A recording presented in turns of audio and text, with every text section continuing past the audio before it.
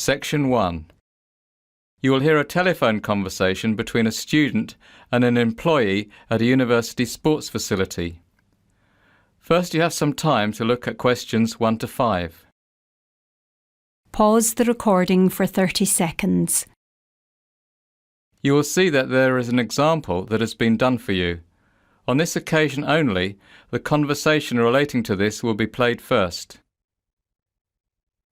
Hello, Ratner Athletics Centre. How can I help you? Yes, hi. I'm interested in finding out some information about membership. Certainly. Are you a student? No, is that a problem? I was a student here 2 years ago. All right, that's no problem. Current students get membership for no charge, but recreational memberships are also available for purchase for university faculty, staff, alumni and retirees, as well as their spouses and children.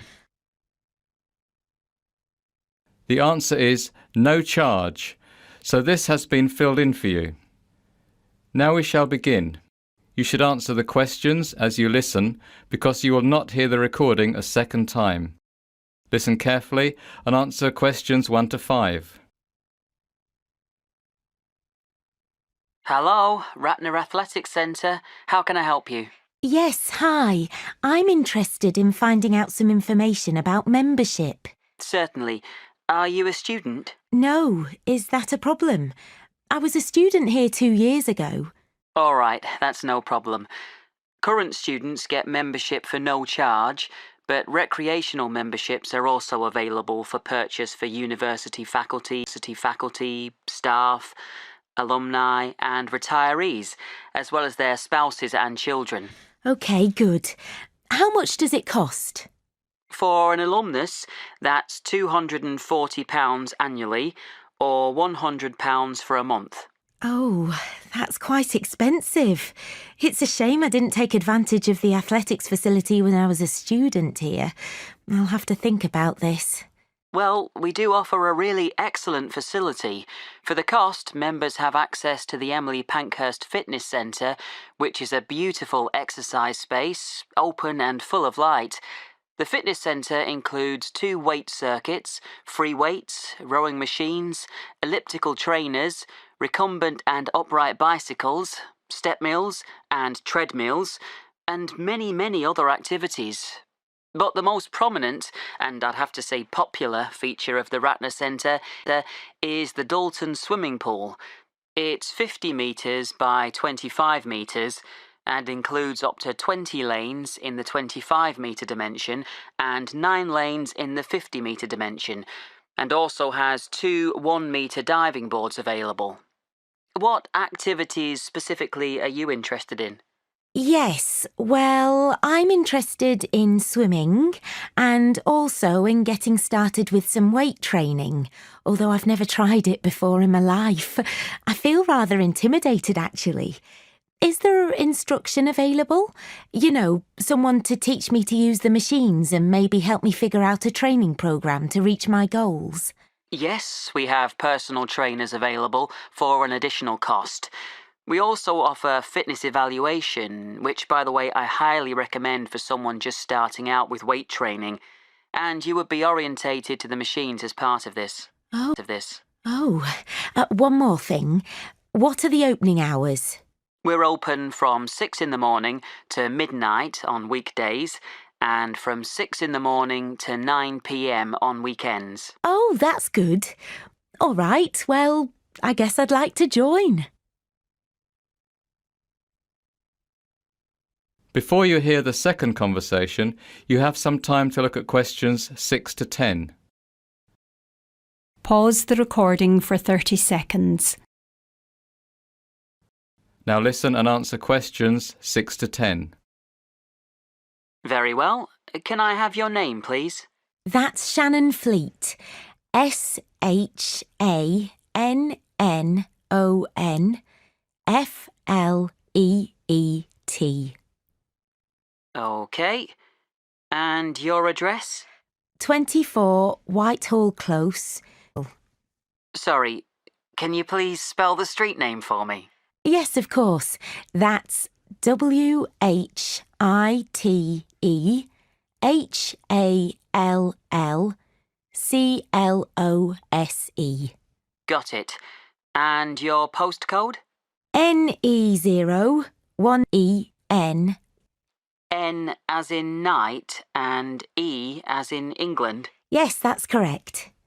Uh-huh. I'll need a phone number. OK, it's 9765 484 493. That's 9765 484 943. No, sorry. The last three numbers are 493, not 943. OK. Now, you'll need to pay when you come for the first time, and you can either pay by cash or credit card. I'll pay cash. Fine. And be sure to bring some sort of proof of address, like a bill or driver's licence. I don't drive. Will my electricity bill do? Yes, that's fine. And also bring a passport-sized photo so we can make up your membership card. OK, thanks. I'll come by this afternoon. That is the end of section 1. You now have half a minute to check your answers. Pause the recording for 30 seconds. Now turn to section 2. So, you will now hear a speaker talking to a group of students planning to study in South America next year. First, you have some time to look at questions 11 to 15. Pause the recording for 30 seconds. Now listen carefully and answer questions 11 to 15. Hello there. Good afternoon. Thank you for finding the time in your busy schedules to come to the International Student Office's first orientation meeting for students going abroad to South America next autumn. By the way, if you haven't already signed next to your name on our attendance lists, they're located on the table at the entrance of the auditorium. Be sure to do it on your way out. Remember, this orientation meeting is obligatory, so you need to make sure we know that you're here. All right, to begin, we're going to be talking about health, and specifically the procedures that you have to go through in order to get your student visas for your host country. For all of you, this will entail gathering a folder of health information, such as vaccination records and proof from your doctors that you're not suffering from any serious contagious diseases. For many of you, this will also entail getting some extra vaccinations, depending on your destination country. All the specifics that each of you will need are to be found in your host country handbook that you received when you were accepted into the programme. Also, each one of you is required to attend a consultation with a doctor at the Student Health Centre who is specialised in travel medicine. The health centre can give you details about appointment times, but be sure to book your appointment early because the specialist is only at the health centre at certain times. To have the most benefit, you should have your meeting at least 4 to 6 weeks before your trip to allow time for your vaccines to take effect. Now, at this consultation, you will be given all the latest information about what vaccines you'll need and any other health considerations you need to be aware of. If you'll need to take medication for malaria, for example, or what to expect in case of any existing health issues. Before you hear the rest of the lecture, you have some time to look at questions 16 to 20. Pause the recording for 30 seconds. Now listen carefully and answer questions 16 to 20. Now, I want to talk in a bit more detail about some important health issues that many of you will face. First of all, I want to say a few things about malaria, which will apply to most of you with South American destinations. In most South American countries, malaria is present in some areas, but not in others. In Brazil, for example, the Amazon basin is a high-risk area, while the coastal cities, such as Rio de Janeiro and Sao Paulo, have a very low risk of malaria. So, if you will be studying in Sao Paulo, you will not need to take medication for malaria. However, if you are studying in Sao Paulo and doing fieldwork somewhere in the Amazon basin, then you will need medication. Likewise, if you plan to travel into rural regions, then you will need medication. You should be realistic about what your plans are, and if you decide not to take malaria medication, keep informed and don't travel to a high-risk area. We've had 2 instances of students returning with malaria in the last 5 years, and both cases had to do with spontaneous travel after their studies to areas with a high risk of malaria. Of course, there are quite a few other insect-borne illnesses that can be caught, so it's essential to avoid being bitten as much as possible, even if you are taking malaria medication. To prevent insect bites, you should wear long-sleeved shirts and long trousers whenever possible, and use an insect repellent on any bare skin. You should also bring a flying insect spray to help clear rooms of mosquitoes. The product should contain a pyrethroid insecticide. Bed nets treated with permethrin, if you will not be sleeping in an air-conditioned or well-screened room, are also a very good idea. Although it's not always possible, it's better in a screened or air-conditioned area during the peak biting periods of dusk and dawn. Finally, in much of South America, there is a risk of schistosomiasis, a rather nasty parasitic infection that can be contracted in fresh water. So do not swim in fresh water except in well-chlorinated swimming pools. Any questions so far? That is the end of section 2. You now have half a minute to check your answers.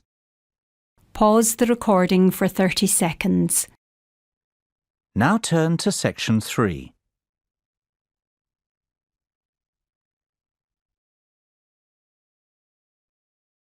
Section 3. You will hear a group of students filling out an evaluation form for one of their classes.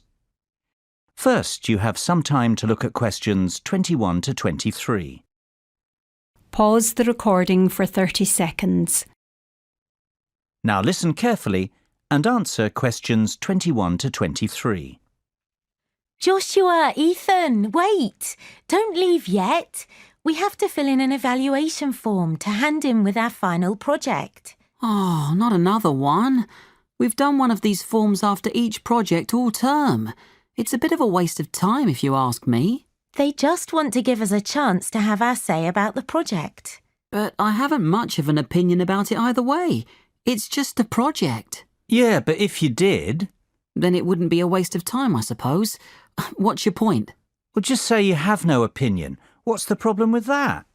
You're right, I'll do that. And it'll be easier than making something up. But even if we had issues and wrote them down, do you think anyone reads them? I rather doubt it. Of course they do. Remember in the first term, when there were some problems with people in some groups not doing their fair share of the work? There were lots of comments about this on the evaluation forms. And so Dr. Smith came and talked to us about it and decided to add the individual evaluation forms so we could each evaluate our other group members' effort. That was a really important outcome. See, Ethan, without the evaluation forms, we wouldn't have the opportunity to report what a slacker you are. Oh, come on. I've done as much work as anyone. Yeah, it's easy to joke around because we're a good team. My last team wasn't so good, though, and I was really grateful for those forms. OK, let's get it done so we can go. Before you hear the rest of the conversation, you have some time to look at questions 24 to 30. Pause the recording for 30 seconds. Now listen and answer questions 24 to 30. OK, first we have to rate the project from 1 to 5 and comment on any good or bad points. We do this part together. Yeah. What do you think? 4? Yeah, why not? Why 4 and not 5? I don't really think there was much wrong with it. It was a good project. The tasks were well thought out. Not like the last one, where one of the tasks was impossible because there was no research on the subject. I agree with you, Josh. There weren't technically any problems with the project. It's just that I like projects to have a sort of practical point. You know, we should see some sort of reason for doing it, other than the grade, of course. If it had some sort of real-world application, it would have been perfect. What do you think, Ethan? I don't know. Why don't we give it a 4.5? That's a good idea. Can we do that? I don't see why not. And I agree. 4.5. So, what about good points? Josh said it's well thought out. Anything else? I liked having a choice between two topics. I mean, some topics just don't interest some people. Yes, you're right. Unfortunately, I thought they were both boring. Oh, I'm sounding a bit negative, aren't I? I can't think of any specific good points. That's all right. Let's move on to the bad points. You're eager to go, aren't you? Yeah, I'm going camping tomorrow and I have to pack. But back to the topic. I haven't got an opinion about bad points. Lily's already said her share. What about you, Joshua? Any complaints? No, I think it was a good project. Well, if I had to say something, I guess it would be the timescale. I think they should have given us more time to do this final project since it was a larger part of our grade. But I don't think that's a big deal. OK, I think we're done. We just have to do the individual evaluation forms and that's it. That is the end of section 3. You now have half a minute to check your answers. Pause the recording for 30 seconds. Now turn to section 4.